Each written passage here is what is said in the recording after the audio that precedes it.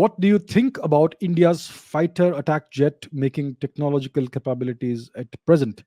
We all know the horrible time overrun in developing the Tejas, but do you think India has learned her lessons from the Tejas ordeal and applied those lessons in Tejas Mark II, AMCA, Advanced Medium Combat Aircraft, and the twin engine deck based fighter? Also, don't you think it will be beneficial to have a large number of one or two types of planes, let's say 400 Tejas, instead of a lot of small numbers of different planes? Wouldn't it make maintenance and production cost difficult if you have to maintain large numbers of different kinds of planes? Very good question.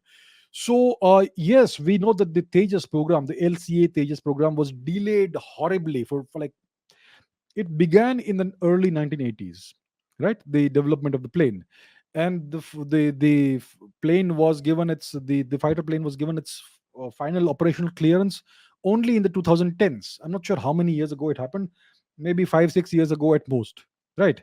So the entire process, it took more than 30 years to develop a basic fighter plane, a light combat aircraft.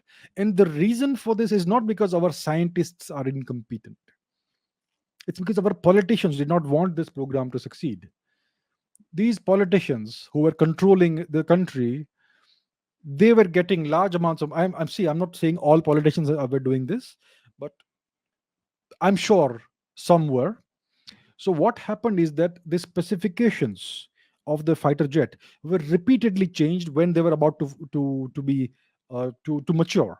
So when the development when you issue a certain set of specifications, you want the length to be this much, the width to be that much, the wingspan should be these many meters, the weight should be maximum this, and so on and so forth. When you have a set of specifications, the engineers can build a plane based on that. But at the last minute, when the plane is going to be finalized, when you change the specifications, you have to start the development from scratch again. And if this happens repeatedly, then your program will be delayed by decades. And this is not only something that's happened with the Tejas, it's also happened with the HAL Marut, a brilliant plane that was trashed by the Indian government.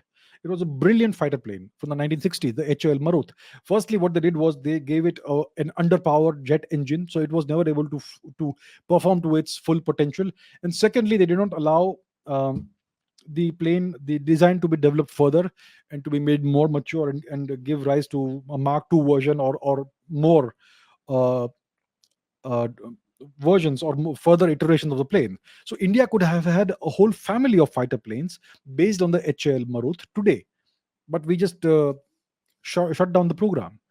Then we started the LCA Tejas program in the 1980s, and it's only in the last 4 5 6 years that the Mark One version has been given its final operational clearance. I don't remember exactly which date it was. Look it up. I don't have all the data stored in my memory, but it's reasonably recent. Now, what we have is a very good aircraft. It's a light aircraft. It's a small aircraft, but it functions very well. It's a very high quality aircraft. Don't listen to what some experts tell you. All right, there are certain experts who say it's a terrible plane, it's garbage. Please don't listen to them. Please don't. All right, everybody has some motivations and some agendas. I'm not taking any names, but there are some people who say that. Forget about them. The fact is that the LCA Tejas Mark One is an exceptionally good aircraft. It's not an exceptionally good aircraft. It's a very good aircraft. All right, and that serves as the foundation for future aircraft, which will have modifications and enhancements, which will give them a far better a better advantage than the what so those will be more evolved aircraft. So the Tejas Mark II is going to be a different kind of aircraft. It's going to be slightly larger than the Mark One plane, and it's going to have a number of improvements, a lot of improvements over the Mark One version of the aircraft. Then you have the AMCA, the Advanced Medium Combat Aircraft, which will take all the lessons which our scientists and engineers learned during the process of making the LCA Tejas Mark One, and they will not have to reinvent the wheel from scratch. They will take all of everything they learned, and they're going to be able to have this new aircraft flying within a decade or so, right? And the same goes for the twin engine deck based fighter. So once you have the experience of developing a high quality flying platform a fighter aircraft from scratch, then you don't have to keep reinventing the wheel every time you design a new aircraft. You already have what works. You know what works. You know what doesn't work. You have learned through painful trial and error what works, what doesn't work. So you can immediately apply it in the design and development of the new aircraft. So every time you make a newer iteration, a newer aircraft, you learn more and more, and it becomes easier and easier for you to build better aircraft. So I think India has learned all the lessons from the Tejas ordeal, and they will be applied. They are already being applied in the design and creation of the new aircraft. There are other aircraft also which are being developed. There is, yeah, let's not go there. All right, so that's what's happening. India has learned the lessons. We are developing a number of aircraft. Now the other question is, will it not be beneficial to have a large number of one or two types of planes instead of small numbers of lots of different kinds of planes? So today we have a number of MiG 21s, a number of MiG 29s. We have the Sukhoi 30s, we have Jaguars, and in the past we have the Rafales as well, and we have the LCA Tejas Mark 1, and the Mark 2 will come in. So we have a large number of different models of aircraft, right? So it complicates things. You will need to acquire lots of different spare parts from lots of different suppliers.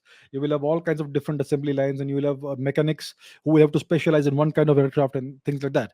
So it complicates things. Instead of doing that, if you have 300 Sukhoi 30s, 400 Tejas aircraft, Mark 1 aircraft, and 400 Tejas Mark 2 aircraft, let's say, just three types of planes, and eventually in the future, 10 years down the line, you will have let's say 300 AMCAs and 200 twin engine deck based fighters. So if you have large numbers of aircraft but only 2 3 models, it simplifies things. Yes, so it is beneficial to do it that way, especially if you are building your own aircraft in your own country. If you don't have a foreign supplier, it makes things even easier. So in the next 10 20 years, India is going to indigenize everything, and India is going to build its own fighter aircraft. There'll be a fourth generation aircraft, hopefully a fifth generation aircraft as well, and a twin engine deck based fighter for the aircraft carriers and all that. So it makes maintenance easier if you are building your aircraft yourself, and if you have fewer aircraft models. So yes, what you're saying is absolutely right. So that's the direction in which India needs to go.